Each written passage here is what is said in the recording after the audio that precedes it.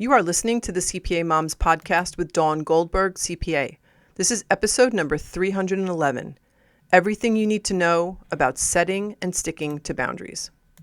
Welcome to the CPA Moms podcast, the podcast where busy female accountants who also happen to be moms like you get practical support and solutions you need to have it all, a successful career and a happy family. If you are looking for the solution to overwhelm and mom guilt, if you'd like to feel better and have more balance, as well as learn how to take back control of your life, you've come to the right place. Hey everyone, welcome back to this week's show. As always, I hope you had a great week. So I am so excited. Fall is here, finally. September 21st is the first day of fall. And I said to my husband, be prepared because I am doing fall. And he's like, what does that mean? I said, I have a list of things that I want to do on the weekends that I feel good, which every 3 weeks I have chemo. So I have a list of things that I want to do. We've got apple picking, pumpkin picking, wineries. We have an arboretum, a drive upstate. I want to go to City Island. I've never been to City Island. I want to possibly go to the Bronx Botanical Garden, possibly go to the Brooklyn Botanical Garden. I have this whole list on my phone, fall things to do, because I am just so excited. I love this time of year. And if I'm feeling good, we're doing stuff. So I hope you're going to enjoy fall as much as I know I am. All right, so let's get started with this week's episode. This is episode number 311, and the title is Everything You Need to Know About Setting and Sticking to Boundaries. Now, I've decided that as I notice certain topics that are coming up with my coaching clients, I'm going to cover those topics on this podcast. And even if you've heard me discuss this topic before, I really do think, like I did last week, I think they're worth revisiting. The truth is that even if you've heard me or someone else discuss the topic of boundaries, you're probably, I'm going to guess, still struggling with setting and sticking with them. Now, even though I've worked on this topic for years, I promise you, I still get tripped up every now and then. So have you ever found yourself overwhelmed because you couldn't say no? Or do you often feel guilty for taking time for yourself? What do you picture when you think about boundaries? Well, many of us mistakenly believe that boundaries are rules that are meant to control others. And this is a big misconception. It's a common misconception that boundaries are about telling people what they can or can't do. But in reality, boundaries are more about what you need to do than what others need to start or stop doing. So in other words, boundaries are less about changing someone else's behavior and more about defining how you will respond if your limits are crossed. They're about taking responsibility for your own well-being rather than trying to control others. You see, I believe that for working moms, setting boundaries is crucial. As we all know too well, managing a career while taking care of family can be incredibly demanding. And without proper boundaries, you might find yourself constantly working late into the night, maybe missing out on family time or feeling guilty for taking any time for yourself. Setting boundaries means recognizing your limits and ensuring that you have time to recharge, which ultimately makes you more effective both at work and at home. One key aspect of boundaries is that they are for your benefit. They are a way to ensure that you're taking care of your own needs. So you're not doing it to someone, you're doing it for yourself. And in the workplace, boundaries can help you manage expectations and can help you manage your workload. But unfortunately, it's common for us to feel the need to prove our dedication by taking on more than we can handle. However, we all know this often leads to burnout, and it actually leads to decreased productivity. Because the thing is, when we're not good at setting and sticking to boundaries, we are opening the door to resentment. And the truth is that clear boundaries also improve your relationships by reducing misunderstandings and reducing the chance of conflicts. Because when people know and respect your limits, it creates a sense of mutual respect. Now, while it can be challenging to set and maintain boundaries, especially if you're not used to it, boundaries are essential for your health and your happiness. And by setting clear boundaries, you get to take control of your well-being and your time. And so this week, I'm going to discuss understanding boundaries and their importance, and I'm going to talk about how to set and stick to boundaries. So I think the reason that this topic keeps coming up for my coaching clients is that boundaries can often be misunderstood, right? As I said before, many of us think that boundaries are about controlling others, but I'm telling you that is not the case.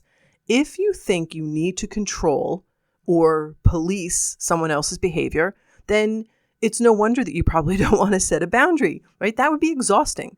Instead, here's what I want you to know. Boundaries are about defining what you will do to protect your boundary or protect your own well-being. So think of a boundary like the fence around your yard. This fence shows where your property begins and your property ends, but it doesn't force anyone to act a certain way. It simply defines where your space is. Now, personal boundaries work in the same way. They define what you are comfortable with and how you will respond if these limits are crossed. So without clear boundaries, others might not know where your limits are, which can lead to confusion and frustration. For example, physical boundaries are pretty straightforward. Like most people know that hitting is not acceptable. You don't control others to prevent hitting. You decide what you will do if someone crosses that line. Verbal boundaries, however, can be trickier. This is where we get tripped up. Some people might not realize that raising their voice or being overly critical crosses a line for you. And if you don't clearly communicate how you will respond when that line is crossed, they might not understand the impact of their actions. For example, rather than saying, you need to stop yelling at me, right? That's trying to control another person. You might say instead, if you raise your voice, I will leave the room, right? This clarifies what action you will take without trying to control the other person's behavior. And in the workplace, boundaries are crucial. Yet the problem is they're often unclear. So you might feel pressured to answer emails after hours or take on more than you can handle. And this isn't about stopping others from sending emails late or requesting that you take on more. It's about deciding what you will do if it happens. So for example, if your boss regularly expects you to work late without considering your family commitments, a boundary might simply be saying, I will be logging off at 6 p.m. to be with my family. So in this situation, you're not demanding a change in their behavior, you're defining your actions. Now that's in the workplace. For family life, this also can bring up boundary challenges. Let's say a relative who drops by unannounced, they might expect you to entertain them immediately. And setting a boundary here isn't about preventing their visits, it's about deciding what you will do if they show up without notice. You might say something like, I need you to call before coming over, and if you arrive without calling, I won't be able to let you in. I know this might sound drastic to you. Of course, you can change it to whatever you're comfortable with, but this example shows you a way that you're defining how you will protect your space and your time, however you want to word it. It's important to understand that a boundary is not about controlling what other people need to do. It's about what you will do if your boundary is crossed. So instead of saying, you need to stop calling me after 9 p.m., you might say, if you call me after 9 p.m., I won't answer the phone. You see the difference? This shift from believing you need to control others to managing your own actions, this allows you to take responsibility for your well-being. And by defining what is acceptable for you and communicating it to others, you create an environment where your needs are respected. And this leads to healthier, more balanced relationships where everyone understands and honors each other's limits. And so the bottom line is that boundaries are not about shutting people out. They're about creating a space where you feel safe and you feel valued. So my suggestion, you got to take the time to understand your own boundaries and to communicate them clearly. I promise it is a powerful step towards a much healthier and happier you. All right, so now I want to talk about how to set and stick to clear boundaries. Now, I think one of the hardest things about boundaries is not only knowing how to set them, but then how do you stick to them? This confusion can make it seem like it's just not worth doing. But it's important to understand that setting boundaries is essential for creating a balanced and fulfilling life. You have to be willing to understand your limits. You have to be willing to communicate them clearly and not be overly worried about other people's reactions. So here's what I tell my coaching clients all the time. Even though it might be uncomfortable, you are worth it. The boundaries that I have set and that I have stuck to have made my life so much more manageable and enjoyable. So if you're one of the many, many women who struggle with setting and sticking to boundaries, I'm going to offer you a guide. The first thing you need to focus on is self-awareness. You need to recognize what you won't compromise on. So you need to start by identifying what you need in order to feel comfortable and respected. Think back to times when you felt drained or maybe you felt resentful. These experiences are clues to where boundaries might be needed. For example, you might realize that you need time alone after work to decompress. If you don't recognize this, you may end up feeling constantly exhausted or resentful without understanding why. The second thing is communication. You need to articulate your boundaries clearly. So once you know your boundaries, you want to communicate them to the people involved. This doesn't have to be confrontational. I think that's what stops a lot of us. We think it's got to be some big dramatic thing. So let me give you an example of how to handle it. If you find that you need quiet time in the morning to, let's say, get ready for the day, you can let your family know simply, I need 30 minutes of quiet time in the morning to prepare for my day. During this time, I will be unavailable. Okay? It's really not a big deal. This way you're making your needs known without placing demands on others to change their behavior. So they understand, I'm not going to be available. For 30 minutes, this is what I need, and I'm not going to be available. Of course, unless somebody's bleeding or something's burning down. That's what I used to tell my kids all the time. And the third thing is enforcement. Stick to your boundaries consistently. So a boundary is only as effective as your commitment to enforcing it. So if you set a boundary around, let's say, your personal time, you have to follow through with it. You can't set a boundary and not follow through with it. This is just teaching people that you really don't mean it when you set a boundary. So for example, if you've decided to dedicate Saturday mornings to, let's say you have a hobby, enforce that boundary by not accepting last-minute requests from others during that time. Let's say a friend frequently invites you to like an impromptu brunch during that slot of time. You can say something like, I have set aside Saturday mornings for my personal time, so I won't be available then. I'm happy to make plans for another time that works for both of us, but Saturdays are my hobby time. So that's just a simple example, but the point is you need to stick to your boundaries consistently. Once you know what your boundary is, once you've articulated your boundary, you need to follow through. Now, here are some examples to help you see how setting and sticking to boundaries can work. Let me give you an example of setting a boundary around personal commitments. So let's say, imagine you've committed to a weekly workout class that's important for your mental and physical health. And if someone asks you to skip it to help them with something that's non-urgent, you could say something like, I've committed to this workout class on Wednesdays. I can help you afterwards if it's still needed, but I've committed to this workout class on Wednesday. And this way you've respected your own commitment while still offering to assist on your terms. That's the key. Okay, here's another example, setting a boundary with coworkers.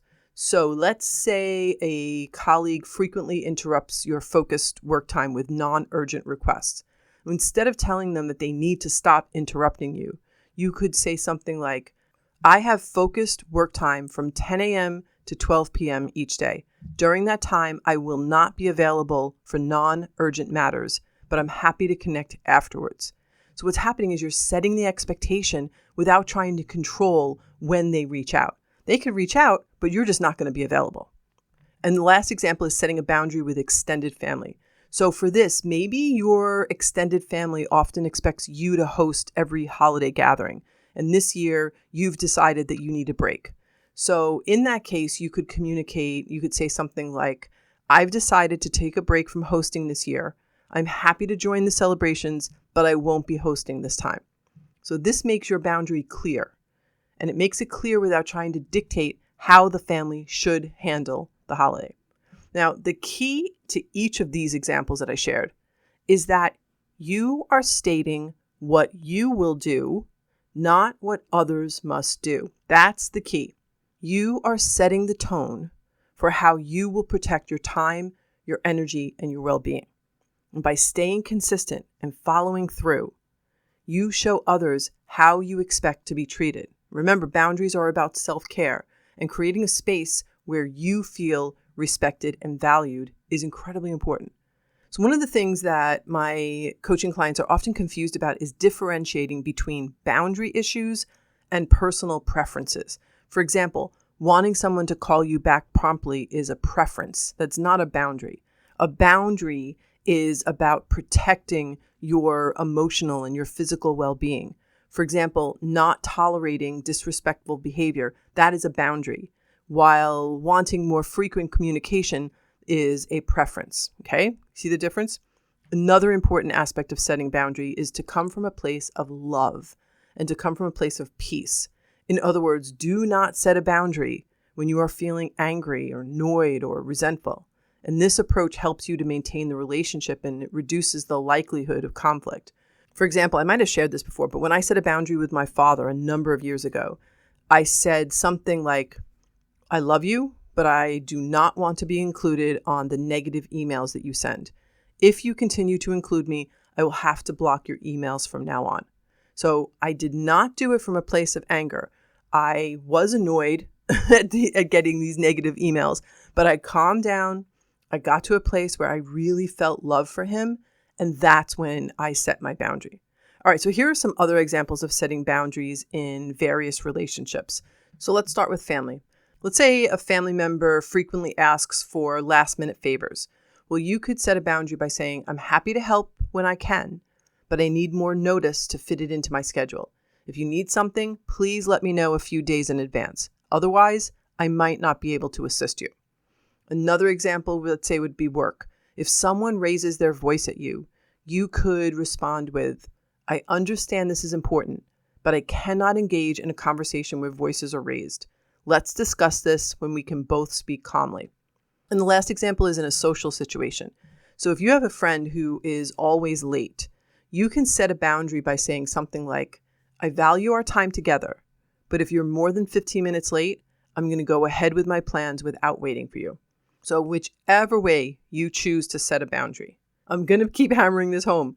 Following through on the consequences, what you're going to do if there's a boundary violation, this is crucial. Because if you don't, your boundaries are not going to be taken seriously. Consistency in enforcing boundaries builds trust, and it builds respect in your relationships. So if you're listening to this and you're still not convinced about setting and sticking to boundaries, here are some of the benefits that I want you to consider. Number 1, increased intimacy and honesty.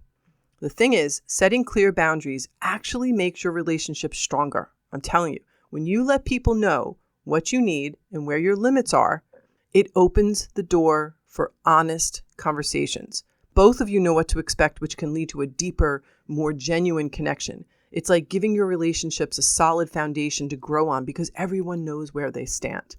The second benefit is reduced resentment and frustration. So boundaries are really like a pressure valve for your emotions. When you don't set boundaries, you might end up saying yes to things that you really don't want to do. I'm sure you've experienced this before, which can lead to feelings of resentment and overwhelm. But when you're clear about your limits, when you're clear about your boundaries, you protect your time, you protect your energy, and you're much less likely to feel like you're being taken for granted. And this means fewer feelings of frustration and, of course, more peace of mind. And the last benefit of setting and sticking to boundaries is empowerment and self-respect.